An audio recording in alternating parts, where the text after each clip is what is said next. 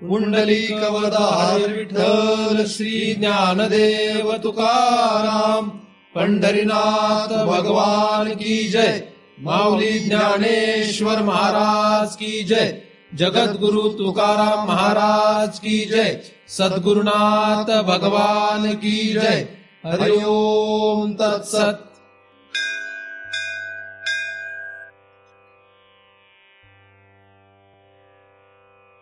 ध्यानमूलं गुरुमूर्ती, पूजामूलं गुरुपदम, मंत्रमूलं गुरुर्वाक्यम, मुक्तिमूलं गुरुकृपा। ब्रह्मेवाहम अहम ब्रह्म न चाहम ब्रह्मणा पृथक, नाहम देहो न मे देहा केवलहम सनातन। या ठिकाणी आपण सर्वजण नेहमीप्रमाणे दृग्दृश्य विवेक या ग्रंथाचा अभ्यास करण्यासाठी एकत्रित जमलेलो आहोत। आतापर्यंत आपण 24 श्लोकांचा अभ्यास केलेला आहे। 25 श्लोकाच्या पहिल्या चरणाचा काही दिवसांपासून आपण विचार करीत आहोत। असंग सच्चिदानंद स्वप्रभो द्वैतवर्जित अस्मिती शब्द विद्धोयम समाधी सविकल्पक, असा हा 25व्या क्रमांकाचा श्लोक आहे। या श्लोकातल्या पहिल्या भागामध्ये जे शब्द आलेले आहेत या शब्दांचा आपण विचार करीत आहोत। पहिला शब्द असंग असा आहे। या असंग शब्दाचा आपण मागील वेळेसही विचार केला होता। असंगत्व असणं हे गरजेचं आहे, पण असंग कोण असतो किंवा असंग कोणी असावं, आणि जो कोणी असंग या अवस्थेला जाण्याचा विचार करतो तो कशापासून त्याचा असंगत्व असायला पाहिजे किंवा तो कशापासून असंग झाला पाहिजे याचाही आपण विचार केलेला आहे। मागील काही चिंतनांमध्ये आपण त्याचा विचार केला आहे की असंगत्व कोणाला आणि कशापासून आणि संग कशा प्रकारचा असतो याचाही आपण विचार केलेला आहे। तर असंगत्व हे फार मोठं शस्त्र आहे। असंग शस्त्रेन दृढेन चित्वा। संसार वृक्ष जो आहे हा इतका अचाट आणि अफाट आहे की याचा थांग पत्ता कोणालाच लागत नाही, लागणार नाही। मग असा जो प्रचंड भयानक असलेला हा जो संसार वृक्ष आहे की ज्याच्या फांद्या वर आणि खाली, आजूला आणि बाजूला, कुठल्या साईडला कुठल्या बाजूला कुठपर्यंत गेल्यात हे कोणाला सांगता येणं शक्य नाही। आणि इतका अफाट असलेला किंवा अचाट असलेला हा संसार वृक्ष नष्ट करण्याचं सामर्थ्य कोणामध्येच नाही, असं 15व्या अध्यायामध्ये भगवान श्री ज्ञानदेव महाराजांनी सांगितलेलं आहे। परंतु तरी सुद्धा असंग शस्त्रेन दृढेन चित्वा असा त्याच अध्यायामध्ये बोध आहे। म्हणजे असंगत्व हे त्या संसार वृक्षाला नष्ट करण्यासाठी एक मोठं शस्त्र आहे असं त्या अध्यायामध्ये सांगण्यात आलेलं आहे। बरोबर ना? असंग शस्त्रेन हे कुठल्या अध्यायात आहे?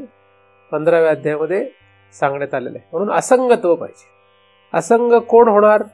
कोणाला तो अधिकार आहे? असंग होण्याचा अधिकार कोणाला आहे? त्याला आहे की जो मूळचाच असंग आहे, जो खरा असंग आहे पण भ्रमाने संग मानतो, त्यालाच फक्त तो अधिकार आहे। म्हणजे ज्याचा अधिकार आहे त्यालाच तो अधिकार आहे।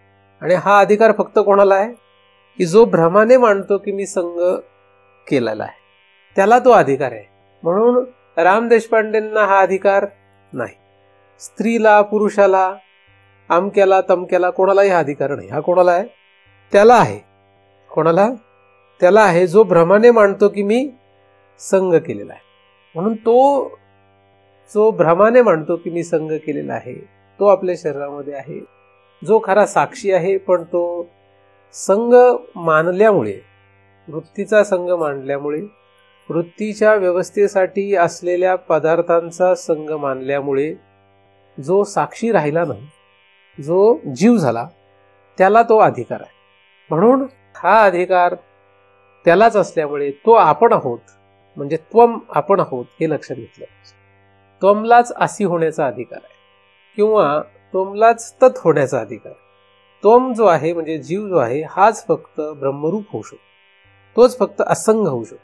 कारण असंग मी आहे अशी समाधी साधायची असेल तर मी राम देशपांडे आहे असं समजून चालणार नाही। म्हणजे समाधीचा अभ्यास करण्याचा अधिकार सुद्धा राम देशपांडेंना नाही। कोणाला नाहीये? समाधी साधण्याचा अधिकार कोणाला आहे? तर राम देशपांडेंना समाधी साधण्याचा अधिकार नाही. म्हणजे स्वतःला राम देशपांडे समजतात, जे स्वतःला स्त्री पुरुष नवरा बायको असं काही ते दृढपणे समजतात, त्यांच्या आचरणामध्ये वागण्यामध्ये ते दृढ आहे, पक्क आहे. त्या लोकांनी कितीही समाधी लावण्याचा प्रयत्न केला ज्ञान मार्गाची सुद्धा तरी उपयोग नाही, ती वाया जाणार आहे. तर आपण भ्रम पावलेलो तो जीव आहोत, किंवा आपण भ्रम पावलेलं साक्षी आहोत. असे साक्षी आहोत आपण की जे भ्रम पावलेलो आहोत, म्हणजे जीव झालो. हे तरी आपल्याला पक्क लक्षात यावं, हे तरी आपलं दृढ असावं, नित्य ते लक्षात राहावं. ज्याप्रमाणे आपण स्त्री आहोत हे नित्य लक्षात आहे आपल्याला. आपल्याला हे कसं आहे, पक्क आपल्या मनामध्ये बुद्धीवर बोलण्यामध्ये हे पक्क आहे की आपण स्त्री आहोत, हे आपण पुरुष आहोत, आपण राम देशपांडे आहोत. हे जितकं दृढ आहे तितकं दृढपणे आपल्याला आपण भ्रम पावलेलं साक्षी आहोत, म्हणजे जीव आहोत हे लक्षात यावं. अशा साक्षीला, म्हणजे अशा भ्रम पावलेल्या जीवाला तो अधिकार. कशाचा? ही शब्दानुवित समाधी प्राप्त करण्याचा. बाकी कोणालाच हा अधिकार नाही. शब्दानुवित काय, दृश्यानुवित समाधीचा सुद्धा त्यालाच अधिकार आहे. म्हणून समाधीचा अधिकारी कोण आहे असा जर प्रश्न आलाच तर ज्ञानमार्गाच्या समाधीचा अधिकारी कोण आहे? जो स्वतःला जीव समजतो, जो स्वतःला दृढपणे जीव समजतो, तो या समाधीचा अधिकारी आहे. समाधी प्राप्त करण्यानंतरचा भाग आहे. जसं योग मार्गाची समाधी प्राप्त करण्याचा अधिकार कोणाचा? तर ज्याचे अष्टांग योग यामध्ये सांगण्यात आलेले 8 जे काही साधन आहेत, 8 ज्या पायऱ्या आहेत, त्याची जो तयारी करतो तो अधिकारी आहे. म्हणजे पहिल्या पायरीची तयारी करणारा जो आहे तो पहिल्या पायरीवर आहे, मग दुसऱ्या पायरीला जो जातो, मग तिसऱ्यावर जातो, मग चौथ्यावर जातो, अशा क्रमाने तो अधिकारी होत जातो. तसं ज्ञानमार्गामध्ये या समाधीचा अधिकारी कोण? दृश्यानुविद असो किंवा शब्दानुविद असो, या कुठल्याही समाधीचा अधिकारी कोण आहे? तर तो आहे जो स्वतःला जीव समजतो. म्हणून स्वतःला जीव समजा, फक्त 1 तासापुरतं नव्हे, फक्त ज्ञानेश्वरी वाचताना नव्हे, तर कायम हे लक्षात ठेवा की आपण जीव आहोत. एवढं जरी साध्य झालं तरी फार मोठी परमार्थात गती झाली. आणि एवढं तरी होऊ शकतं, काही नाही झालं पुढे, एवढं जरी एखाद्याला साध्य झालं की आपण कोण आहोत? जीव आहोत. आपण काही माणूस वगैरे नाही. आपण माणूस आहोत हा आपला भ्रम आहे. पण तुम्ही माणूस आहात काय असं कोणी जर तुम्हाला विचारलं तर जरा मी माणूस नाही आहे. मग मी माणूस नाही असं म्हटल्यानंतर लोक हसतील. म्हणून हे जगाला सांगून उपयोग नाही. म्हणून हे जे काही सांगत आहे मी, हे स्वतःला शिकवणं गरजेचं. जगाला सांगण्याचा अर्थ नाही. ज्याला कळतं त्याला सांगण्याचा अर्थ आहे. ज्याला कळत नाही त्याला सांगून उपयोग नाही, मार खावा लागेल, दुसरं काहीच होत नाही. म्हणून परमार्थातल्या गोष्टी ज्या आहेत त्या खरं तर कोणाला सांगू नये. ज्याला कळतात त्याला सांग. आणि इथे प्रश्न असा आहे की समोर ज्याला कळेलच का नाही ही शंका आहे. तुम्हालाही मी काय खरं सांगावं तर तुम्हाला कळेल का नाही मोठा प्रश्न असतो मला, कारण नाही कळलं तर मार खावा लागेल, नाही का?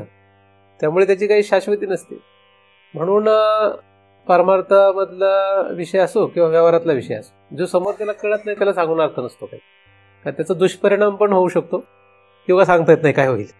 म्हणजे लोक सोडून पण देतील किंवा मारतील पण, असं होईल ना. व्यवहारातही कुठली गोष्ट एखाद्याला कळली नाही, ती सांगितली तर त्याला एक तर गप्प बसेल, तो काय नाही म्हणून, नाही तर मारेल, असं काहीतरी होईल. तर हे दुसऱ्याला शिकून उपयोग नाही, स्वतःला शिकवलं पाहिजे. स्वतःला शिकवा की आपण जीव आहोत, आपण माणूस नाही, अमके तमके कोणी नाही. आणि मग मी ती नाही म्हटल्यानंतर मग आपल्याला त्याच्याची जबाबदारी आपली नाहीच आहे. जे आपण नाही त्याची जबाबदारी आपण का घ्यावी? मी राजा नाहीये तर मी राजाची जबाबदारी, प्रजेची जबाबदारी का घ्यावी? घेईल का आपण? आणि घेतली तरी आपण कशी घेऊ? मग रिटायर झालेला माणूस असेल, रिटायर झालं, आता रिटायर झालेला माणूस म्हणजे कंपनीत जाऊ देत, घरामध्ये रिटायर झालेली म्हातारी असते. रिटायर म्हणजे नाही काम तिला सगळं जमतं, पण रिटायर झाली. कधी रिटायर होते ती म्हातारी? सून आली की, तिला पण सून आली की, एवढं टिकत नाही आजकाल, पण सुनेला सून आली तर म्हातारी काय झालेली असते? गॅरंटेड काय झालेली असते? रिटायर. सुनेला सून आली असली तर, कोणाला सून आली तर एक वेळ रिटायर नाही होत, तर तेवढंच अवघड जातं. पण सुनेला सून आलेली असली एखाद्या घरामध्ये तर ती स्त्री गॅरंटेड काय असते? रिटायर. आता तिने जर चहा बनवला तर कसा बनवला तिने? समजा तिने चहा बनवलाच घरामध्ये, तर ती कसं बनविल? म्हणजे धडधाकट आहे चांगली, पण बनवीन कसा? जसा ती तरुणपणात बनवला तसं बनविल काय? तिच्या संसारात जसा बनवत तसं ती गंमत म्हणून बनवेल फक्त. तिच्या बनवण्याला काय, बाकीच्या सुनांना जरी दिला प्यायला, सुनेला दिला, तिच्या सुनेला पण चहा प्यायला दिला आजीने, तरी कोणी एवढं मनाव घेईल का? नाही का? म्हणजे त्याला काही, तिच्या करण्याला काही अर्थ नसतो. तिची करणं म्हणजे काय, फक्त एक गंमत असते. तसं आपण जीव म्हणून जर जगू लागलो तर स्थूल शरीर, सूक्ष्म शरीर आणि त्याच्या संबंधित असलेल्या धर्माने आपण जगामध्ये जे जगतो हे फक्त त्या रिटायर झालेल्या म्हातारीसारखं होतं. ते फक्त गंमत चालू असते त्याची, त्याला काही अर्थ नसतो.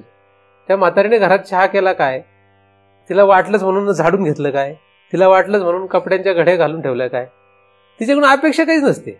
रिटायर झालेल्या, रिटायरचा अर्थ मी सांगितला ते काय, रिटायर म्हणजे मला काय म्हणायचं, तर सुनेची सून आली अशा अवस्थेतली म्हातारी जी आहे, तिने घरात तुम्हाला जर काही मदत केली तर तुम्ही काय धरता का त्याला, म्हणजे आपल्या हिशोबात धरतो का आपण?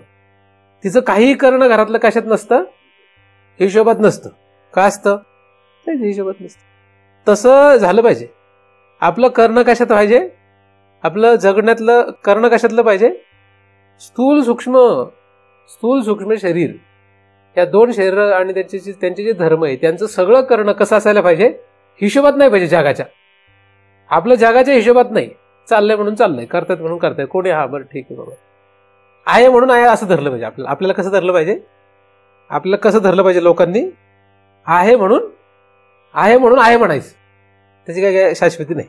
म्हणजे म्हातारीने काम केलं तर कसं केलं म्हणून, अपेक्षा पण नाही एवढी, केलं तरी ठीक आहे, नाही केलं तरी ठीक. असं जगाने कुठल्या दोन जगतामध्ये आपली अवस्था झाली पाहिजे, स्थूल सूक्ष्म जगतामध्ये.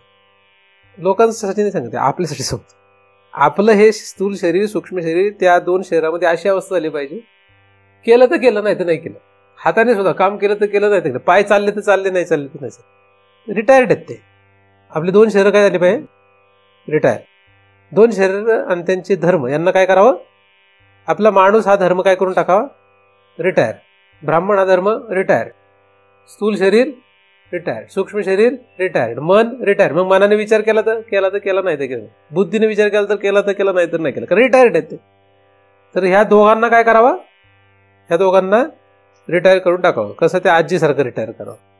शक्य आहे का? शक्य आहे, अवघड नाही. हट्ट नाही, मनाने विचार करायलाच पाहिजे, बुद्धीने विचार करायलाच पाहिजे. असं काही हट्ट, रिटायर झालेत ते. म्हणजे हे जगासाठी नाही झालं, आपण आपल्या बाजूने विचार करून ते ठरवलं पाहिजे. आणि जीवाने, जीव आहे ना, बघतोय कोण, फक्त हे जीव बघतोय. जग काय बघतोय ह्याला किंमत नाही, आपण काय बघतोय, हा आपण म्हणजे जीव. तर आपला हा जो जीव आहे ह्या शरीराकडे, स्थूल सूक्ष्म शरीराकडे कसं बघतोय, कसं बघितलं पाहिजे, या सगळ्यांना नाही, ह्या सगळ्यातून तो काय झाला पाहिजे. आजी कोण आहे, जीव हा आजी आहे. म्हणजे जीवाने आजीसारखं व्हावं.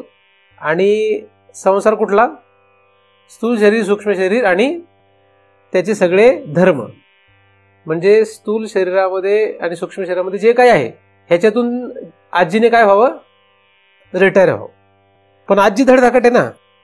आजी कशी आहे, आजी एकदम स्ट्रॉंग आहे, धडधाकट, पळू सुद्धा शकते, म्हणजे मॅरेथॉनला पण उतरू शकते. पण तरी उतरलीच आजी मॅरेथॉनला तर कशी पळणार ती, गंमत आहे की नाही.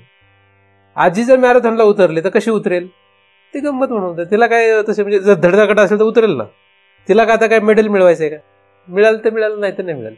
तसा जीव जो आहे त्या दोन शरीराच्या मॅरेथॉनमध्ये उतरला समजा आणि पळवतो याला, तरी सुद्धा कसा उतरला पाहिजे, मेडल मिळालं तर मिळालं, नाही मिळालं तर नाही मिळालं, त्याच्यात काय. तर आजी काय कशी काय व्हायचंय आपल्याला, आजीबाई.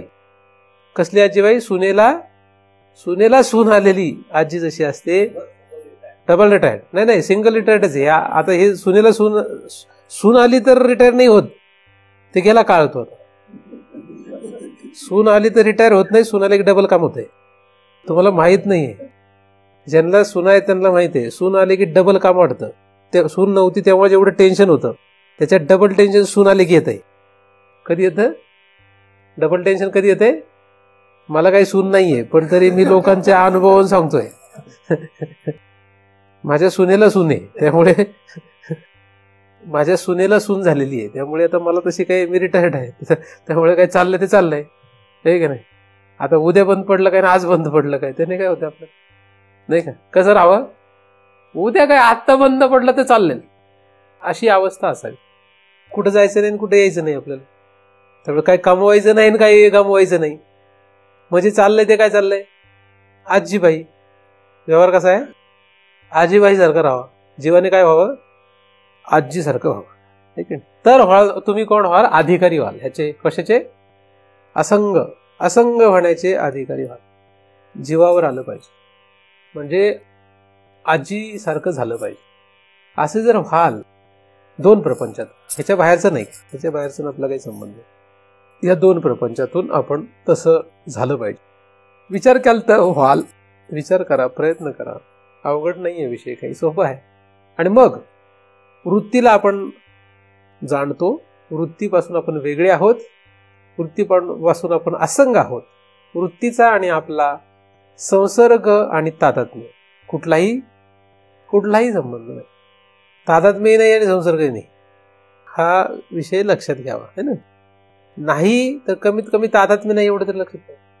संग जो आहे तो कमीत कमी तादात्म्य नाही एवढं तरी लक्षात घ्यावं. तादात्म्य नाही एवढं लक्षात आलं की जीवनमुक्ती लागते. संसर्ग पण नाही हे लक्षात आलं की विधेयमुक्ती लागते, सुरू होते. जीवनमुक्ती केव्हा सुरू होते, जेव्हा जीव वृत्तीशी अनंत जन्म फिरवायला कारण असणारी ही वृत्ती, म्हणजे पुन्हा पुन्हा जन्म मरणाला कारण होणारी ही वृत्ती, हिचा आणि माझा काही संग नाही, आणि जर असेल तर फक्त संसर्ग आहे, तादात्म्य अजिबात नाही. हे जेव्हा ठाम दृढ निश्चय होतो एखाद्या जीवाचा, तेव्हा त्या जीवाला जीवनमुक्त असं म्हणतो. तो जीवनमुक्त झाला. आता ही जीवनमुक्तची व्याख्या कुठं लिहिलेली आहे, कुठेही लिहिलेली नसेल, पण जीवनमुक्ती अशीच असते. कारण जेवढ्या काही व्याख्या कोणी लिहिल्या त्या महाराजांनी त्यांच्या अनुभवातून लिहिल्या आणि इतरांनी त्या अनुभवात घेतल्या. त्यामुळे मी काही व्याख्या सांगत असली तरी सुद्धा ती आधीच्या व्याख्यांवर काट मारत नाही, फक्त ती अधिक विस्तृत किंवा अधिक समजावून सांगणारी आहे, किंवा आजच्या या देश कालपात्रानुसार आहे, पण ती आधीच्या कुठल्याही व्याख्येवर काही काट मारत नाही. तर जीवनमुक्ती जी आहे ती अशी आहे. आणि विधेयमुक्ती पाहिजे असेल तर विधेयमुक्तीमध्ये संसर्ग पण नाही हा ठाम निश्चय, तो जीव जीवनमुक्त पण नाही, त्याच्या पुढे विधेयमुक्त अवस्थेला असो. असंगत्व, असंग आहे हा शब्द आहे. मग हा जो असंग आहे तर कशाचा संग आहे त्याचा, असा प्रश्न तयार होत असतो. जेव्हा आपण म्हणतो की माझा असंग आहे, असंग आहे म्हटलं कशाची तरी संग पाहिजे ना. एखाद्या पदार्थाशी आपला असंग आहे तर मग कशाशी संग आहे, तर तो संग कशाशी आहे याच्या संबंधाने पुढचे खरं तर शब्द आहेत. तर पुढचे जे शब्द आहेत त्याच्यामध्ये 3 शब्द एकत्र पण घेतात आणि एक पण घेतात. तर त्यातला एक शब्दाचा आपण थोडा विचार करायला काही हरकत नाही. असंग सच्चिदानंद कोण आहे, असंग कोण आहे, असंग सच्चिदानंद म्हणजे असंग हा सच्चिदानंद आहे. कोण आहे तो, म्हणजे याच्यातून काय लक्षात येत आहे की तो असंग जो कोणी आपण मगाशी म्हणत होतो, तो असंग कोणाशी संग करतोय, सच्चिदानंदाशी संग करतो. आता असंग सच्चिदानंदच आहे का असंग सच्चिदानंदाशी संग करतोय, असे 2 भाग आहेत. तर पहिल्यांदा असंग हा सच्चिदानंदाशी संग करतोय असं लक्षात घ्या, आणि पुढे असंग हा सच्चिदानंदच आहे हे लक्षात घ्या. तर पहिल्यांदा आपण असंग हा सच्चिदानंदाशी संग करतोय अशा पद्धतीने अभ्यास करूया. तर असंग कोणाशी संग करतो, सच्चिदानंदाशी संग करतो, म्हणजे तो सतशी संग करतो, तो चितशी संग करतो, तो आनंदशी संग करतो. आता जेव्हा संग करतो तेव्हा आपण आधीच विचार केलेला की संग कसा होत असतो, कसा होतो, एक तर संसर्ग, एक तर म्हणजे जेव्हा हा असंग असलेला सतशी संग करेल किंवा चितशी किंवा आनंदशी संग करेल, तेव्हा एकतर तो संसर्गाने करेल किंवा तादात्म्याने करेल. आता त्याने संसर्गाने केला तर तो कमी प्रतीचा आहे, आणि तो जर तादात्म्याने करेल तो त्याच्यापेक्षा उच्च प्रतीचा आहे. तर असंग जो कोणी आहे तो सतशी जेव्हा संग करतो तो पहिल्यांदा संसर्गाने करतो, त्याला पहिल्यांदा काय होतं, त्याचा संसर्ग होतो, आणि मग पुढे त्याचं काय होतं, तादात्म्य होतं. जवळजवळ सगळेच संघ असेच असतात, कुठलेही व्यवहारातले सुद्धा संघ कसे असतात असेच असतात. जसं आपण एखाद्या नवीन गावामध्ये गेलो राहायला, तर पहिले काही दिवस आपण त्या गावामध्ये नवीन असतो. मग नवीन असल्यामुळे आपला तिथे काय असतो, संसर्ग असतो. म्हणजे आपल्याला ते नक्की काय कळत नाही. आपण हळूहळू हळूहळू हळूहळू काय होतं, मग तिथे तादात्म्य पावतो. आणि मग एक वेळ अशी येते की ते गाव आणि आपण असे वेगळे राहत नाही. काय झालेलं असतं, त्याच्याशी आपलं तादात्म्य झालं. जर नवीन नवरी आली की ती जेव्हा घरात ते येते तेव्हा तिला संसर्ग असतो फक्त त्या घराचा. मग हळूहळू हळू त्या घराशी तिचं काय होतं, तादात्म्य होतं. मग जेव्हा ती नवीन असते, संसर्ग असतो, तेव्हा तिच्या माहेरची पण तिला आठवण येते. तिच्या माहेरची सुद्धा तिला ओढ असते. नवे जास्त असते, खूप जास्त असते, खूप ओढ असते. मग हळूहळू हळू जसं जसं तिचं इकडे सासरचं तादात्म्य वाढत जातं, तेव्हा एक वेळ अशी येते की माहेरचे संसर्ग पण राहत नाही. म्हणजे एकदम पणजीला जर म्हटलं, काय पणजी आजी तू मामाच्या घरी, तुझ्या आई वडिलांच्या घरी गेली नाही का, तर ती काय म्हणेल, एकदम पणजी असेल. तर तिला जर विचारलं की तुझ्या माहेरी कधी जाणार आहे, कुठल्या आता हे त्या सणाला जाणार आहे का, तर ती काय सांगेल. तिला विचारलं ह्या सणाला जाणार आहे का माहेरी, तर काय सांगणार. तिला हे आठवावं लागेल तिचं माहेर कुठे आहे, माहेर आहे का नाही हेच आठवावं लागेल तिला, कारण तिचं तादात्म्य इकडे झालं ना. तर पण तसे नव्या नवरीला विचारू नका, तरी तिला सांगता तीच सांगेल स्वतः मला जायचंय म्हणून, कारण तिचं तादात्म्य तेवढं झालेलं नसतं ना, संसर्ग असतो. मग तर कुठल्याही गोष्टीमध्ये, म्हणजे पदार्थ असो, विचार असो, क्रिया असो, कुठेही पहिल्यांदा संसर्ग होतो आणि मग नंतर तो तादात्म्य.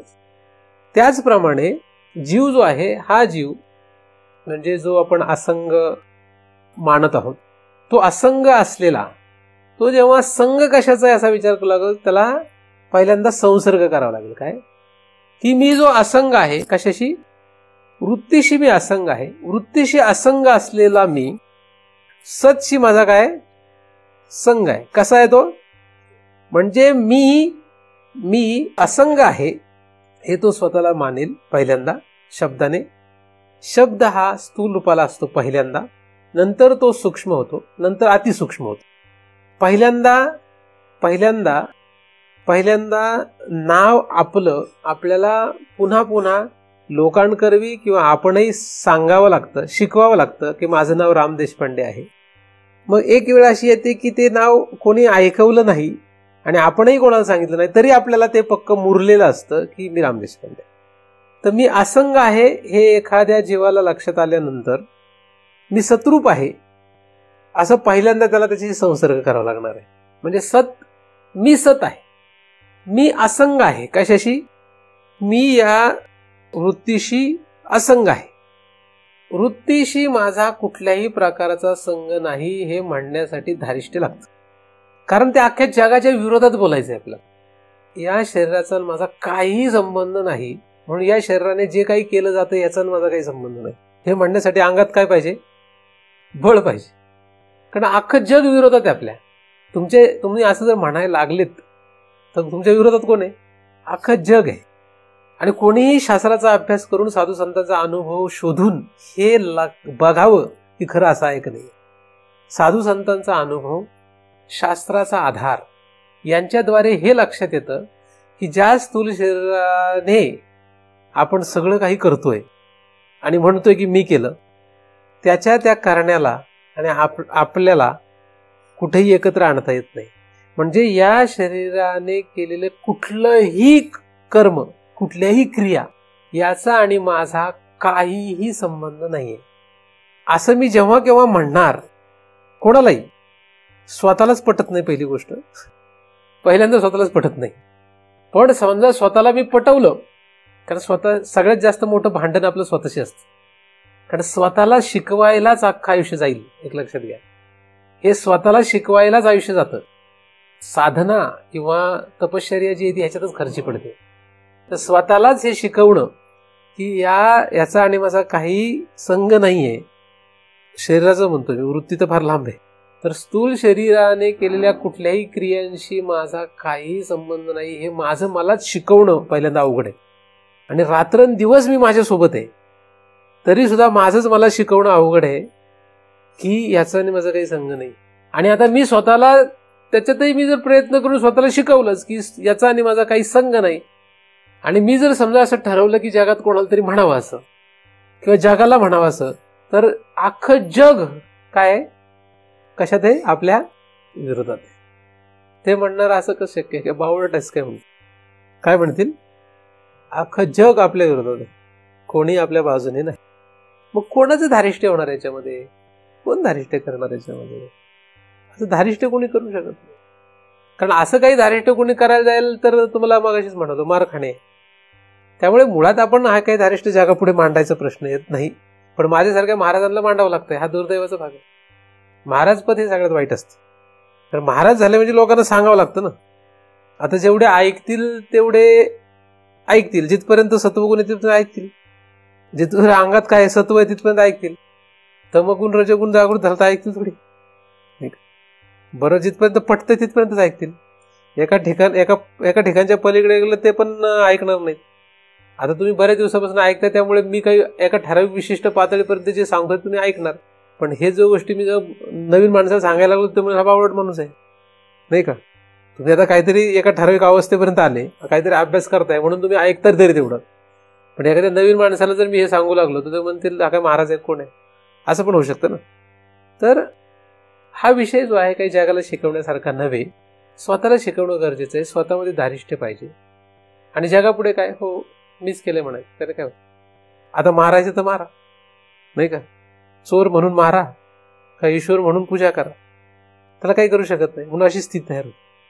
म्हणून जेव्हा आपण असंग आहोत हे लक्षात घ्यायचं असतं, तेव्हा स्थूल शरीराला काय, सूक्ष्म शरीराला काय, त्याच्या कुठल्याही धर्मांना, म्हणजे कुठल्याही क्रिया, कुठलेही विचार किंवा कुठलाही पदार्थ यांचा आपला काहीच संग नाही. कारण वृत्तीचा आपला काही संग नाही.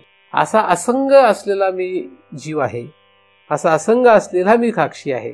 आणि हा असंग असलेला मी यांच्याशी माझा असंग आहे. मग माझ्या कशाशी संग आहे, मी कोण आहे नक्की, कोणाशी माझा संग आहे.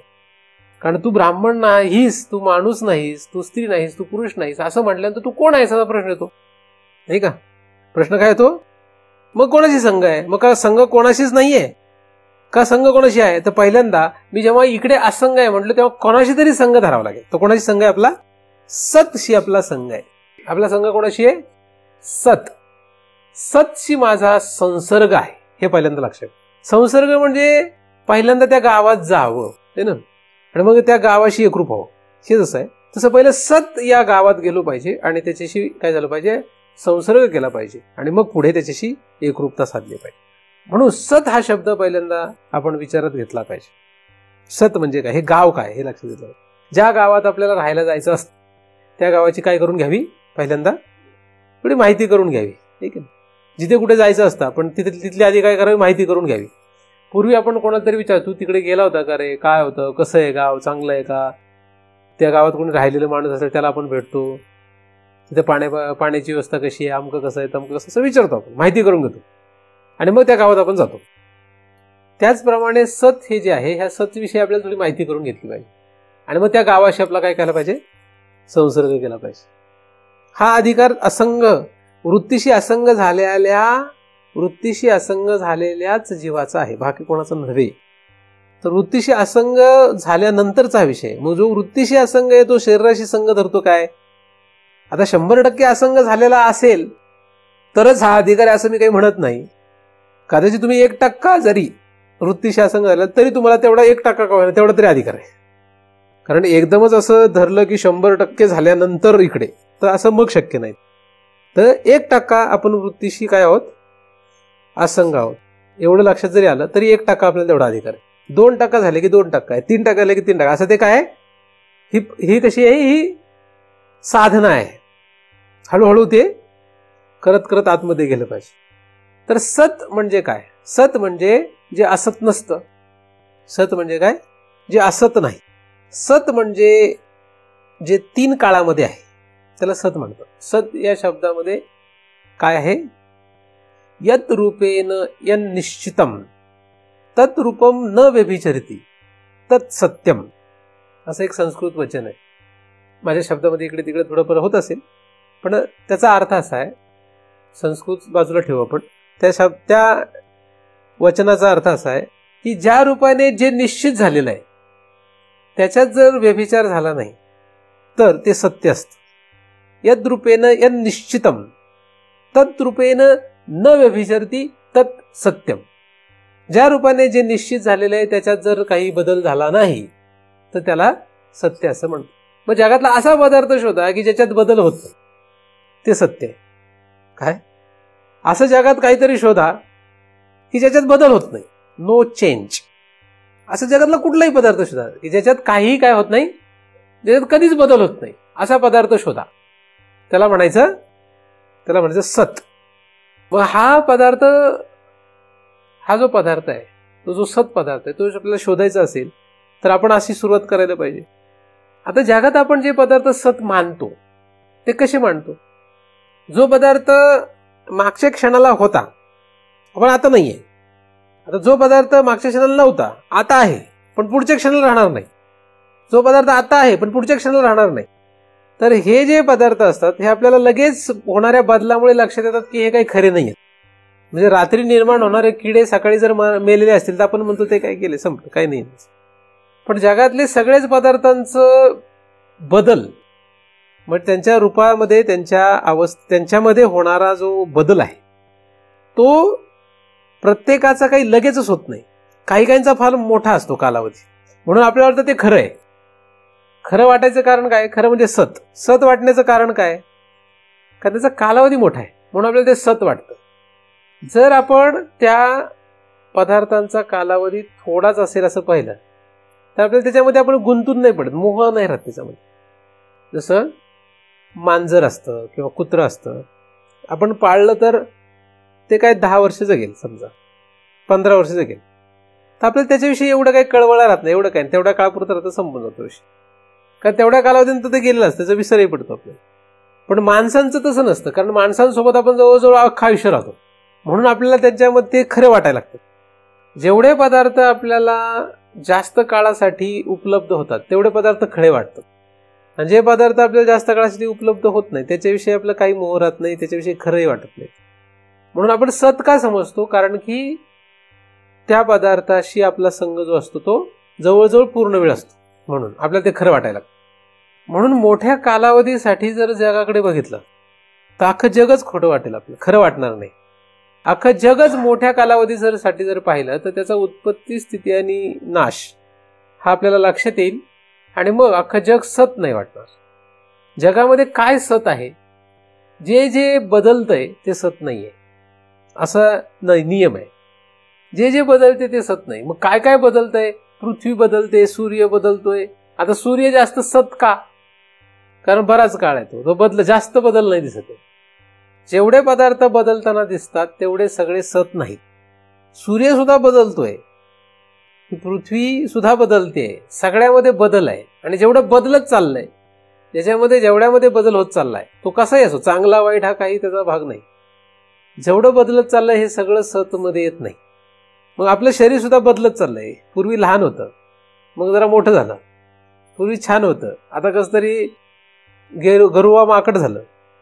तर आता हे सगळं जे आहे हे काय झालं? हे सगळं बदल आहे. म्हणजे हे शरीर सुद्धा सत नाही.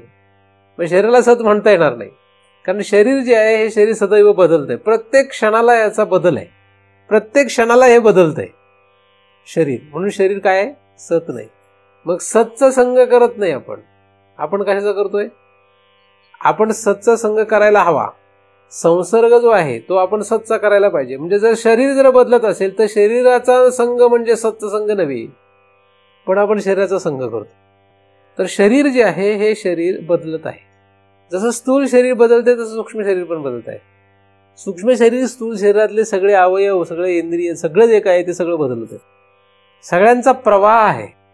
तर हा जो काही शरीरामध्ये होणारा बदल आहे त्या बदलावरून हे लक्षात घेतलं पाहिजे की हे सत नाही. आणि असंग असलेला जीव हा सतशी संग करणारा असावा, त्याने सतशीच संग करावा, यांच्याशी संग करू नये. यांच्याशी संग केला नाही की आपोआप कळतं सत काय. एखादा मनुष्य म्हणतो, एखादा साधक विचारतो की मला ब्रह्माशी किंवा सतशी संग करायचा आहे, तुम्ही सांगा कसा करू. तर त्याला कसं सांगावं हा एक प्रश्न असतो. एखादा माणूस म्हणतो मला दिल्ली पाहायची आहे, आणि तो पुण्यामध्ये राहतो, पण तो पुण्यात राहून म्हणतो मला दिल्ली पाहायची आहे. मग दिल्लीतला मनुष्य काय म्हणणार? तू आधी पुणे सोड, म्हणजे तुला दिल्ली दाखवता येईल. नाही का? तुला दिल्ली पाहायची आहे तर तुला काय करावं लागेल? पुणे सोडावं लागेल. तसं आपण सतशी संग करत नाही. मग आपल्याला सतशी संग करायचा आहे. मग सतशी जर संग करायचा असेल तर काय सोडायला पाहिजे? सतच्या शिवाय दुसरीकडे कुठला संघ आहे तो सोडायला पाहिजे. त्याच्याशी असंग लक्षात घेतला पाहिजे. म्हणून जेव्हा असंग लक्षात घेतो तेव्हा सतची आपोआपच संग व्हायला लागतो. खरं तर सतची संसर्ग कसा होत असतो? सतची संसर्ग होण्याची गरज नाही, करण्याची गरज नाही. खरं तर सतचा संसर्ग कसा होतो? सत व्यतिरिक्त जे काही आहे वृत्ती आणि त्यांचे सगळे पुढचा सगळा प्रपंच, हा जो प्रपंच याच्यामधून आपण जसं असंगत्व स्वीकारतो तस तसं आपोआपच सतशी आपला संसर्ग हे लक्षात यायला लागतं. काय व्हायला लागतं? सतशी संसर्ग आहे हे लक्षात यायला. आणि मग सतशी जसा संसर्ग वाढत जातो तसं तसं सतशी आपलं तादात्म्य हे लक्षात यायला लागतं. ते आपोआप होतं. पुढचं तसं पाहिलं तर काही करायची गरज नाही, ते आपोआप होणार आहे. म्हणजे एखाद्या मुलाला आपण शाळेत पाठवलं की तो शाळा आपोआपच शिकतो, कारण तिथे गेला म्हणजे त्याचा परिणाम आपोआप असतो.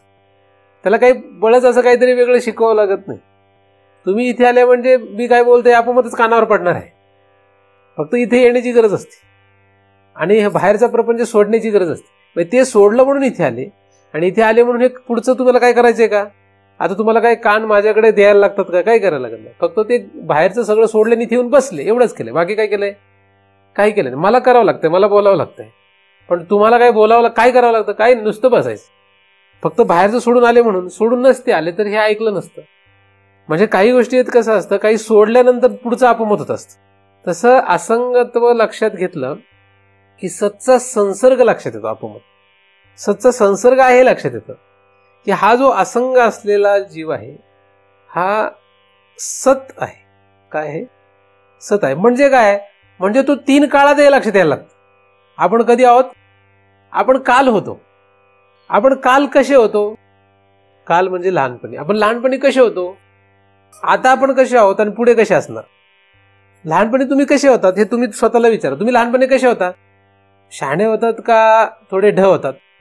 काय होतं तुम्ही लहानपणी? ढ होतात. आता थोडे शहाणे झाले. असं म्हणणं हे काय आहे? असं म्हणणं ही चूक आहे. मी लहानपणी लहान होतो, आता जरा मोठा झालोय आणि पुढे मी म्हातारा होणार आहे, हे म्हणणं काय आहे? चूक आहे. कारण असं म्हणत असताना आपण काय केलंय? आपलं असंगत्व सोडलंय. आपण संग केलाय. कशाचा? मी लहान होतो, मी आता जरा मोठा झालोय आणि पुढे मी म्हातारा होणार आहे, हे असं म्हणत असताना आपण कशाचा संग केलाय? शरीराचा संग केलाय. मी लहानपणी जरा बुद्धीने कमी, मला कळत नव्हतं, आता जरा कळतंय, पुढे जरा मी अजून जास्त शहाणा होईल. आता तो सूक्ष्म शरीराचा संबंध करतो. पूर्वी मला राग येत नव्हता, आता जरा राग येतोय, पण मी पुढे जाऊन रागावर जरा कंट्रोल करणार आहे असं म्हणतो. म्हणजे संघ कशाचा करतो? पुन्हा सूक्ष्म शरीरातल्या कशा तरी वृत्तीचा संघ करतो.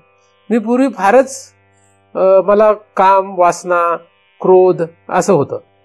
मी पुढे प्रयत्नाने काय केलं? ते जरा शांत केलं, स्थिर केलं. आता इथून पुढे मी अजून प्रयत्न करणार आहे, अजून शांत स्थिर होणार आहे. कशाचा संघ करतो? त्याचा संघ करतो. म्हणजे हे सगळं म्हणत असताना आपण कशाचा संघ करत असतो यापेक्षा सतचा संघ सोडलाय, हा परिणाम. काय झालंय? त्याचा दुसरा भाग आहे, आपण सतचा संघ सोडलेला आहे म्हणून असं बोलतोय. म्हणून यांचा संघ सोडला की सतचा संघ आहे लक्षात येईल. म्हणजे मी असं म्हणेल की मी लहानपणी जसा होतो तसा आत्ताच आहे आणि उद्या पण मी तोच राहणार आहे. लहानपणी सुद्धा मी लहान नव्हतो, तरुणपणी सुद्धा मी तरुण नाही आणि म्हातारपणी सुद्धा मी म्हातारा नाहीये. ना मी लहान होतो, ना तरुण आहे, ना म्हातारा आहे. ना मी कमी बुद्धीचा होतो, ना मी जास्त बुद्धीचा आहे, ना मी अधिक बुद्धीचा होणार आहे. ना मी पापी होतो, ना मी दयाळू होतो, ना मी कोणीतरी होतो, ना आज मी असा आहे, मी उद्या तसा होणार आहे, असं काहीच नाही आहे. मी जसा आहे तसाच आहे. माझ्यामध्ये कुठलाही बदल झालेला नाही. माझ्यामध्ये कुठल्याही प्रकारचा बदल झालेला नाही. बदल जो दिसतो तो जगाला दिसतोय, बदल जो दिसतोय मला दिसतोय, हा माझा भ्रम आहे. जगाला दिसतो तो सुद्धा भ्रमच आहे. माझ्यामध्ये काही बदल झालेला नाही. शरीरामध्ये झाला असेल, वृत्तीमध्ये झाला असेल, वृत्तीनेच्या व्यवस्था करणाऱ्या सगळ्यांमध्ये झाला असेल, पण माझ्यामध्ये काही बदल झाला नाही. मी जसा आहे तसंच. या सगळ्यांमध्ये बदल झाला पण माझ्यात बदल झाला. मग ज्याच्यात बदल होत नाही तेच सत्य असतं आणि माझ्यात बदल होत नाही म्हणून मी सत्य आहे. मी कोण आहे? मी सत आहे. कोण आहे मी? मी सत आहे. काल तर महाराज तुम्ही खोटं बोलत होते, काही सांगता. लोक काय म्हणणार, काल काय म्हणणार, लोक काय म्हणणार, तुम्ही आमच्या समोर काल असे बोलले ना आता असं बोलताय आणि सांगताय तुम्ही सत आहात. तू ज्या प्रकारचं सत समजतो त्या प्रकारचं मी सत नाहीये. मी त्या प्रकारचं सत आहे जे शास्त्र सांगतं. मी त्या प्रकारचं सत आहे जे साधू संतांच्या अनुभवात आहे. आणि तोच माझा अनुभव आहे. आपला अनुभव पाहिजे. माझा तोच अनुभव आहे जो साधू संतांचा आहे. माझा जो अनुभव आहे तोच शास्त्राचा अनुभव आहे. किंवा शास्त्र जे सांगतो तो आणि साधू संत जे सांगतात तो माझा अनुभव आहे की मी सत आहे. का सत आहे? कारण मी माझ्यात बदल होत नाहीये. ज्याच्यात बदल होतो त्याला तर मी कधी सोडून दिलंय, त्याचा माझा काही संग नाही. म्हणून शब्दाने पहिल्यांदा काय लक्षात येईल, मी काय, मी सत आहे. असंग मी असं जेव्हा लक्षात येतं त्याचप्रमाणे मी सत आहे हे लक्षात येतं. लक्षात यायला पाहिजे. आपण सत आहोत हे लक्षात घ्या. एकदमच मी सत आहे असं जर आपण स्वतःला शिकवत राहिलो तर काही उपयोग होणार नाहीये. आपण रोज जरी स्वतःला शिकवत राहिलो, सकाळी उठल्यापासून झोपेपर्यंत जरी तुम्ही माझं म्हणत राहिले, मनातल्या मनात बुद्धीला शिकवत राहिले, बुद्धीला शिकवण्याने होत नाही. बुद्धी शिकेल. बुद्धीला शिकवण्याने काही होणार नाहीये. तुमची बुद्धी शिकेल. काय, आता तुम्ही ऐकताय ते कानाने ऐकताय आणि कोण आतमध्ये कोणाकडे ठेवताय, ते बुद्धीकडे ठेवताय. ती बुद्धी घरी गेल्यानंतर काय करेल, आठवून पुन्हा शिकवेल. काय की तू कोण आहेस, सतेस. म्हणजे आपण त्या बुद्धीला शिकवू आणि ती बुद्धी कायमच्या लक्षात. जसं राम देशपांडे त्या बुद्धीने लक्षात ठेवलंय, काय उपयोग काय झाला. तसं मी सत आहे हे बुद्धीला शिकून उपयोग होत नाही. आणि बुद्धी शिकली तर तुम्ही महाराज व्हाल. बुद्धी शिकलीच तर कोण व्हाल, महाराज. कारण महाराज झाले तर मग म्हणणार मी सत आहे. पण ते कोणी शिकलेलं असेल, कदाचित बुद्धीने शिकले असेल. म्हणजे बुद्धीने मी सत आहे शिकलेला महाराज होईल, मोठ्या जगात दिसेल, पण तरी सुद्धा तो सत नसेल. असं आपल्याला व्हायचं नाहीये. तसं आपण होऊ नये, ना मी ना तुम्ही. आपण बुद्धीने काय बोलतो, बुद्धीला काय वाटतं याला काही किंमत नाही. तोंडाला काय वाटतं, कानाला काय वाटतं, मनाला काय वाटतं, बुद्धीला काय वाटतं, अहंकारला काय वाटतं, याला काही किंमत नाही. जीव जो आहे तो जीव काय समजतो. तर जीव जो आहे त्या जीवाने सत झाला पाहिजे. काय झालं पाहिजे, मग तो सत केव्हा आहे, जेव्हा त्याला लक्षात येईल की माझा कधीही व्यय होत नाही, अव्यय आहे. मी काय आहे, अव्यय आहे. मी कोण आहे, माझ्यामध्ये कधीही बदल होत नाही. म्हणजे मी व्यय पावत नाही. लहानपणी, तरुणपणी, म्हातारपणी नव्हे, करोडो जन्मापूर्वी सुद्धा मी जो होतो तोच आज मी आहे. आणि इथून पुढे करोडो जन्मानंतर सुद्धा जो असेल तो मीच आहे. म्हणजे अनादी काळापासून मी आहे आणि पुढे अनंत काळापर्यंत कोण आहे, मीच आहे. अनादी अनंत काळामध्ये मी आहे. हे शरीर नसणार आहे. आपण हट्ट केला तरी नसणार आहे. म्हणजे हट्ट करण्यात काय अर्थ आहे, जे आपण नाहीच त्याचा मी आहे म्हणून हट्ट करण्यासारखा मूर्खपणा जगातला कुठला असेल. ज्या शरीराचा आपण आश्रय मातेच्या उदरात घेतला आणि मृत्यूनंतर ज्या शरीराला आपण सोडून देणार आहे त्या शरीराला मी म्हणण्यात कसलं शहाणपण आहे. जे शरीर आपण सोडून जाणार आहोत, म्हणजे स्थूल रूपाने जरी आपण विचार केला तर ज्या स्थूल शरीरातून आपण निघून जाणार त्या शरीराला मी म्हणण्यात शहाणपण कुठलं. आणि त्या शरीराच्या द्वारे ज्या क्रिया करतो, त्या शरीराच्या द्वारे जे उड्या मारतो, त्या क्रियेमध्ये, त्या विचारांमध्ये गुरफटण्यात आणि त्याच्यात आनंद म्हणण्यात कसलं शहाणपण आहे. पण तसं वाटतं आपल्याला की आम्ही हे केलं, आम्ही ते करतोय, आमचं हे सगळं मूर्खपणा आहे. याने काही तुम्ही जे केलं असेल सगळं मूर्खपणा आहे. याच्याद्वारे काहीही केलेलं असू देत, हे काय आहे, सगळा मूर्खपणा आहे. आणि त्याच्यात आपण काय करतोय, आपण त्याच्याशी संग करतोय आणि आपण त्यालाच मी समजतोय.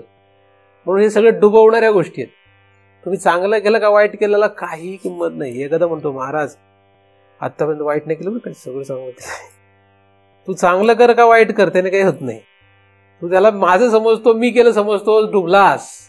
तू किती चांगलं केलंयस आजपर्यंत, ह्याला वेदांतामध्ये किंमत किती आहे, शून्य आहे. तू किती वाईट केलंस याला किती किंमत आहे, शून्य आहे. तू चांगलं केलंयस का वाईट केलंयस, तू चांगलं करणार का वाईट करणार, याला काही किंमत.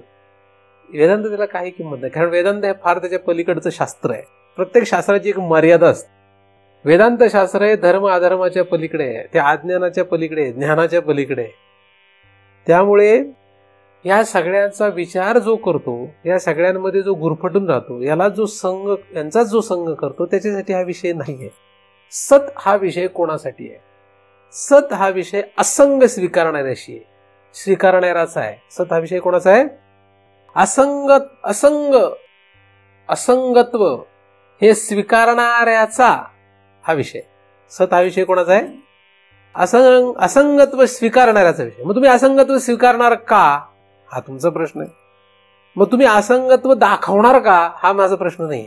मी म्हणत नाही तुम्ही असंगत्व दाखवणार का. दाखवायचं नाही, तर दाखवता नाही. ते असंगत्व कोणालाही दाखवता येत नाही. मी असंग आहे का नाही हे कोणाला दाखवता येईल जगात? पण लोक दाखवायला लागलेत. कसं दाखवायचं?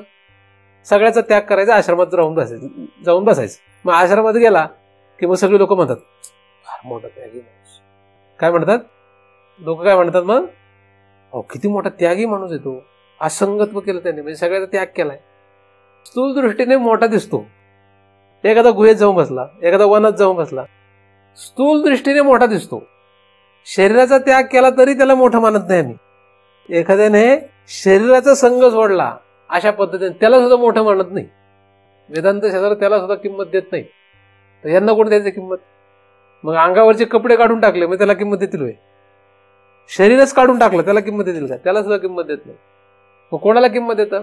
वृत्ती आणि वृत्तीच्या पुढच्या सगळ्याशी असंगत्व त्याने मान्य करावं लागतं. ते भ्रम आहे फक्त, तो काढायचा आहे फक्त.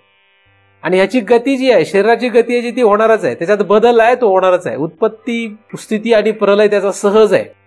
स्थूल शरीर, सूक्ष्म शरीर, त्यांच्या सगळ्यांचाच उत्पत्ती, स्थिती, प्रलय काय सहज आहे. तुम्ही फक्त संग सोडा, त्यांच्याशी संसर्ग सोडा, त्यांच्याशी तादात्म्य सोडा. त्यांचा सहज प्रवाह सुरू आहे, सहज आहे. जेव्हा त्याच्यातला संग सोडाल तेव्हा वाळलेलं पान जसं असतं त्यासारखं होईल. वाळलेलं पान जसं वाऱ्यावर जातं कुठेही, त्याप्रमाणे प्रारब्धावर ते सगळं हलेल. स्थूल शरीर, सूक्ष्म शरीर हे सगळं नुसतं प्रारब्ध हलताना दिसेल. लोक म्हणतील हा करतोय, लोक म्हणतील हा चांगला आहे, लोक म्हणतील हा वाईट आहे. काही होईल, काय होईल माहित नाही. त्याचं ते काही गती प्रारब्धाची सांगता येत नाही काय होईल, त्याप्रमाणे होईल. पण त्याची प्रारब्धाची गती 3 गोष्टीत असते: इच्छा, अनिच्छा, परेच्छा. त्याचं शरीर परीच्छेवर पण चालतं, नुसतं इच्छेवर चालत नाही. साधारण माणसाचं जिथे इच्छेवर फक्त चालत नाही, अनिच्छेवर चालत नाही, परेच्छेवर पण चालतं. तर साधूचं शरीर सुद्धा तसंच इच्छा, अनिच्छा आणि परेच्छेवर चालतं. म्हणून परीच्छेच्या अधीन सुद्धा ते शरीर असतं.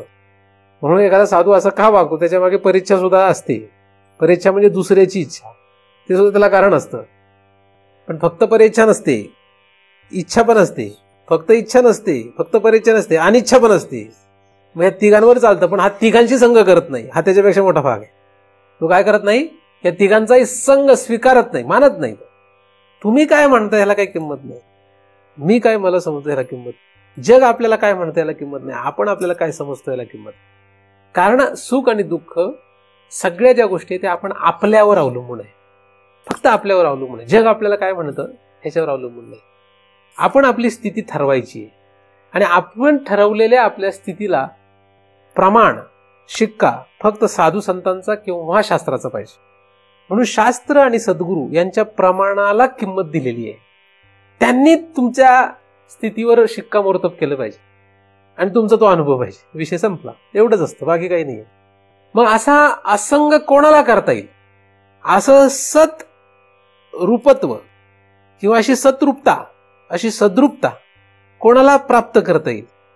जो कोणी प्रयत्न करेल त्याला. जो कोणी ही साधना करेल, जो कोणी ही समाधी साधण्याचा प्रयत्न करेल त्याला हे नक्कीच करता येईल.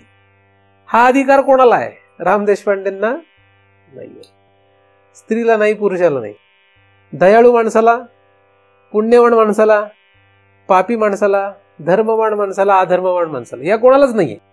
कोणाला आहे? जीवाला तो अधिकार आहे. जीव म्हणजे जो अज्ञानाचा स्वीकार करतो, अज्ञानाचा स्वीकार करतो. अज्ञान म्हणजे भ्रम. जो भ्रमाचा स्वीकार करतो, मी भ्रम आहे, भ्रमाने मी नवरा झालोय. बायकोला म्हणावं, काय म्हणावं? भ्रमाचा जो स्वीकार करतो तो जीव आहे. जीव कोण? तुम्ही जीव आहात का? हो. का? कशावरून? तुम्ही जर भ्रमाचा स्वीकार केला तर तुम्ही जीव आहात. म्हणजे बायकोला म्हणावं की तुझा मी नवरा आहे, पण कसा आहे? भ्रमाने आहे. मग हा भ्रम कोणाला आहे? तिने विचारलं, हा भ्रम कोणाला आहे? तो म्हणायचं, तो भ्रम तुला नाही म्हणते मी, हा मला भ्रम आहे. तुझं नाही म्हणते मी काही, मला हा भ्रम आहे की मी तुझा नवरा आहे. तिच्यावर लादण्याचं काय कारण आहे? माझा भ्रम आहे तो, माझा भ्रम आहे की मी तुझा नवरा आहे. माझा भ्रम आहे तू माझी आई आहे. माझा भ्रम आहे तू माझा बाप आहेस. माझा भ्रम आहे हे घर माझं आहे. या घराचा काय भ्रम आहे? घराने काय केलंय? तो काही नाही करत. ईश निर्मित सृष्टीचा भाग आहे. स्त्री हा ईश निर्मित सृष्टीचा भाग आहे. मी मांडलं ही माझी बायको आहे. ईश निर्मित सृष्टीचा भाग आहे. मी मांडलं माझी आई आहे. का? फक्त त्या स्त्रीच्या पोटातून बाहेर आला म्हणून. मग तो आला तर हे शरीर आहे तिचं पोरग, माझा शरीराचा संबंध नाही ना. पण त्याला लक्षात येत नाही, आपण हे लक्षात घेत नाही. तर भ्रम जो मान्य करतो तो जीव आहे. जीव कोण? कोणाचा? आपण म्हणतो तुला काही कळत नाही, मी शहाणा आहे.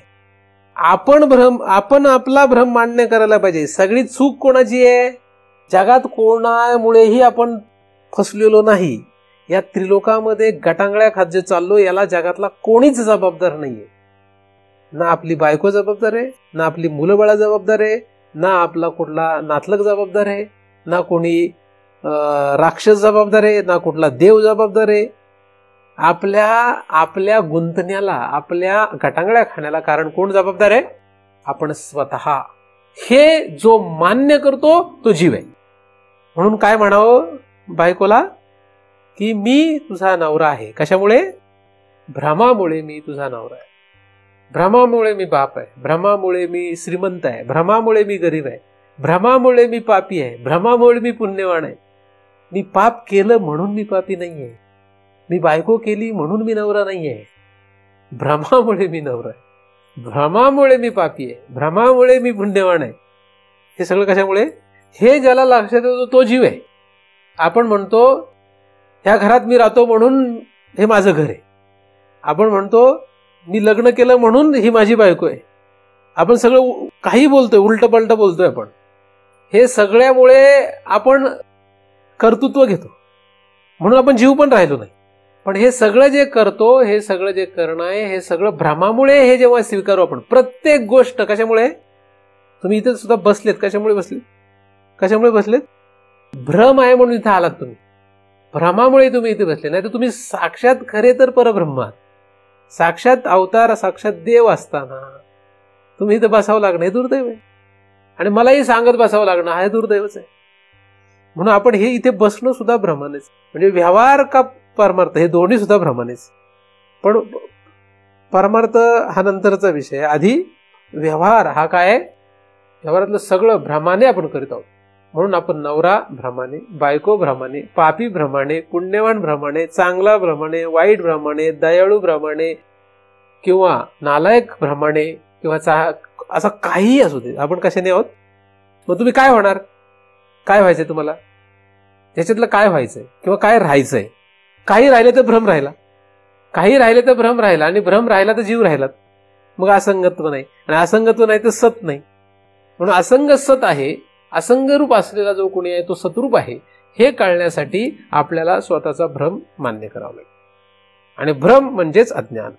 भ्रम म्हणजेच अज्ञानालाच पर्यायी शब्द भ्रम. म्हणून भ्रम म्हणजेच जीव, आणि जीव म्हणजेच भ्रम. जीव हा सुद्धा एक भ्रमच आहे. हा सुद्धा काय? हा भ्रम आहे. कारण जीव हा भ्रम नसून जीव हा ब्रह्म आहे. पण जीव हा भ्रम झाला ब्रह्म असताना. म्हणून हा भ्रम काढला पाहिजे. हा भ्रम काढा, त्यासाठी प्रयत्न करा. आणि हा सगळं शब्दाने पहिला खेळ आहे. बरं, नुसतं शब्द ऐकायचे, शब्द लक्षात ठेवा, एवढं करा. कोणी ऐकावे? जीवाने ऐकावे. बुद्धीने लक्षात ठेवत बसू नका. लक्षात ठेवायची काही गरज नाही. काही लक्षात ठेवून काही लोक म्हणतात म्हातारे झाला, बुद्धी चाले ना. आता तुझ्या बुद्धीचं करायचंय का आपल्याला? बुद्धीने लक्षात राहत नाही, नको राहू दे ना. कशाला लक्षात ठेवतो? तुला कोणी लक्षात ठेवायचं सांगितलंय? किती म्हातारा मनुष्य झाला, फार मनुष्य मरायला लागला, तरी सुद्धा मी ब्राह्मण हे विसरतो काय? किंवा स्त्री मारायला लागली, ती मारताना तिला विसरले की मी पुरुष आहे का स्त्री आहे, असं झालं कधी? नाही होत. का? कारण ते जीवापासून लक्षात ठेवलं होतं तिने. लक्षात लगेच नव्हतं राहिलं, तिला ते तादात्म्य आलं. संसर्गाने काय केलं? संसर्गाने राम देशपांडे ब्राह्मण, स्त्री, पुरुष याच्यामध्ये काय केलं होतं? तादात्म्य केलं होतं. तसं एकदा तादात्म्य पक्क आलं तादात्म्यपर्यंत गेलो तर आपोआपच असंग लक्षात राहील. पण त्यासाठी काय करायला पाहिजे? सुरुवातीला शब्दाने पहिल्यांदा आपलं असंगत्व लक्षात घ्या. शब्दानेच पुढे पहिल्यांदा आपण सत कसे आहोत हे लक्षात घ्या. सत म्हणजे न बदलणार. जे बदलतं ते सत नाही, आणि जेवढं बदलणार आहे त्यालाच आपण सत मानतो. हे पाप आहे. हे काय? हे चुकीचं आहे. जगातलं सगळ्यात कुठलं जर मोठं पाप असेल, काय म्हणजे पाप, आपण पाप आणि पुण्य असे व्याख्या करतो, तर जगातलं सगळ्यात मोठं पाप काय असेल तर ते काय आहे? जे बदलणार आहे त्याला सत मानणे, आणि तेच दुःखाला कारण आहे. पाप हे दुःखाला कारण होतं. नियम आहे साधा. पाप हे दुःखाला कारण होतं. बरोबर आहे. आणि पाप तुम्हाला मी कुठलं म्हणलं? सगळ्यात मोठं बदलणाऱ्याला खरं मानणं. आणि तुम्ही बघा, जे जे बदलणार आहे त्याला तुम्ही जर खरं मानून बसले असेल तर ते बदलणारं बदललं की तुम्हाला दुःख होतं. जसं उदाहरण, बाणेरपूर्वी फार छान होतं. बाणेरपूर्वी कसं होतं? छान होतं, मस्त होतं. आता काही खरं नाही राहिलं, म्हणजे दुःख झालं. किती प्रमाणात दुःख झालं. का झालं दुःख? तुम्ही असं समजून बसले तर बाणाला बदलणार नाही. समजले कोण? बदलणार नाही हे कोण समजलं? मग आता दुःख होणार. तर बदलणाऱ्यातून दुःख तयार होतं किंवा बदलण्यातून सुख पण तयार होऊ शकतं. तो बदल कसा आहे त्याच्यावर अवलंबून आहे. म्हणजे आपण म्हातारे झाल्यानंतर आपल्याला दुःख होतं. जसं जसं मनुष्य म्हातारा होत जातो तसं तसं दुःख वाढायला लागतं. का त्याने असं समजून बसलेलं असतं की बदलणार नाहीये. आता बदलणारच आहे त्याला जेव्हा लक्षात येतं. पर्याय लोक म्हणतात की आता काय, शेवटी सहन करायला अवघड असतं की आपण म्हातारे झालो. हे कसं होतं? जसं जसं म्हातारपणाकडे जातो मनुष्य तसं तसं ते सहन करायला अवघड जातं.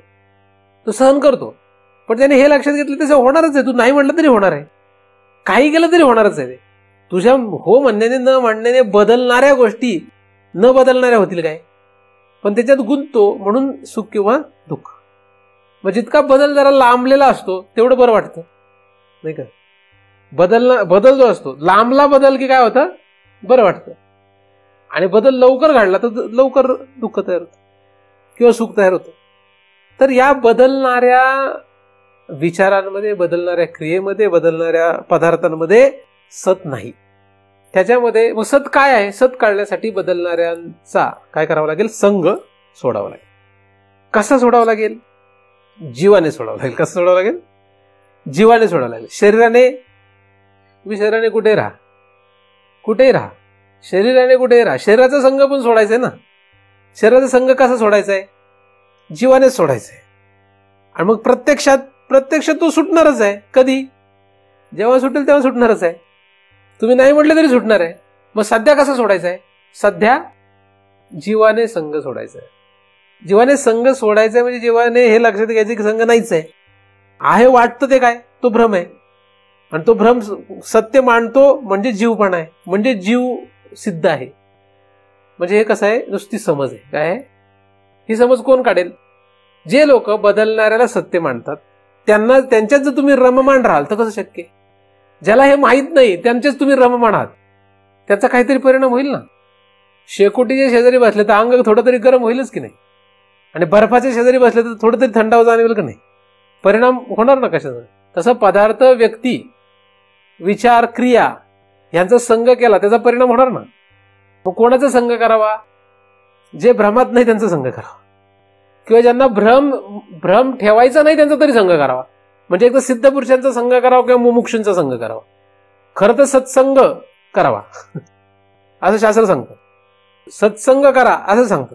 पण सत्संग म्हणजे कुठला? भजन चालू आहे तिथे गेला ना, हा भजन टाळ कुठून आला? सत्संगाला गेलो होतो असं म्हणतात लोक. म्हणजे आता ते थैमान वाजलंय ना जगतभर. लोक म्हणतात सत्संग आहे, किती लोक आहे? लाख लोकांचा सत्संग आहे. म्हणलं कसं काय? तू लाख लोकांना तू एकटा राहा तरी सत्संग करता येईल तुला. तू लाख लोकात जाऊन सत्संग काय केलेला नाहीस. सत्संग म्हणजे कळतो काय? सत्संग कुठे करता येतो? तू लाख लोकात आहेत का एकांतात आहेत? सत्संग असतो. हा जो संघ आहे तो सत्संग नव्हे. त्यामुळे कोणाला सांगायचं नाही आमचा सत्संग चालू. लोक मला विचारतात का तुम्ही सत्संग करता का तिकडे? म्हटलं हा सत्संग करतो. आणि इथं काय म्हटलं? मग इथे सत्संग आहे, आणि एखाद्या वेश्येच्या घरी गेलो तर काय? तिथे काय? तिथे सत्संग आहे लक्षात आलं पाहिजे ना. पण वाटेल का? विरुद्ध टोक एकदम वाटणारच नाही तिथे. का? कारण लोकांचा गैरसमज झालाय. भजन, पूजन, देवाचं नाव असं काहीतरी चाललं की तिथे सत्संग असतो. सत म्हणजे जे बदलत नाही. हे पण बदलणार आहे, हे संपणार आहे, याचा ठरवलेला वेळ आहे काहीतरी. एवढ्या वेळ संपणार, पुढे तर राहणार, टिकणार आहे. बरं दर शुक्रवारी येणारच आहे का? नाही.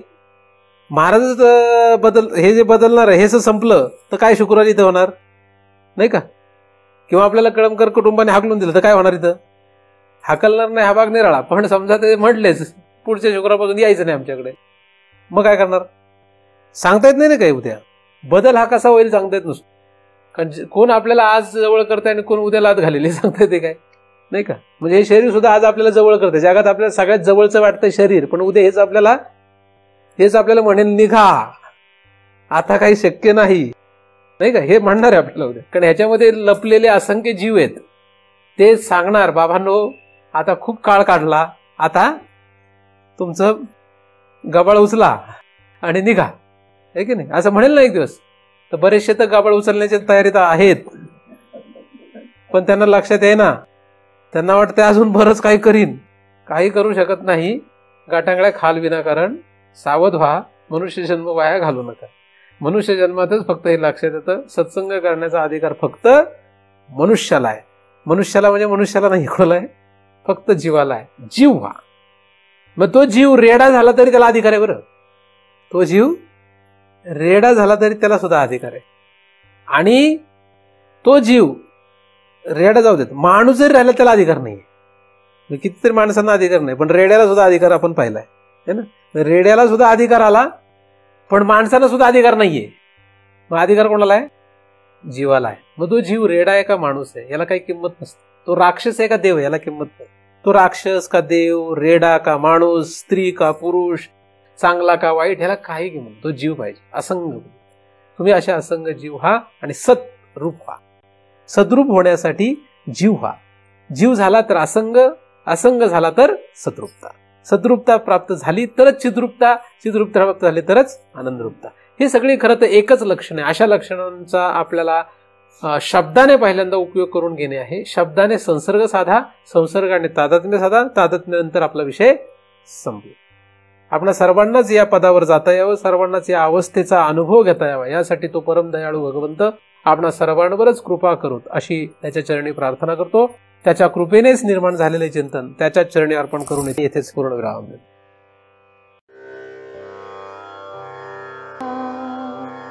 सुखिया जा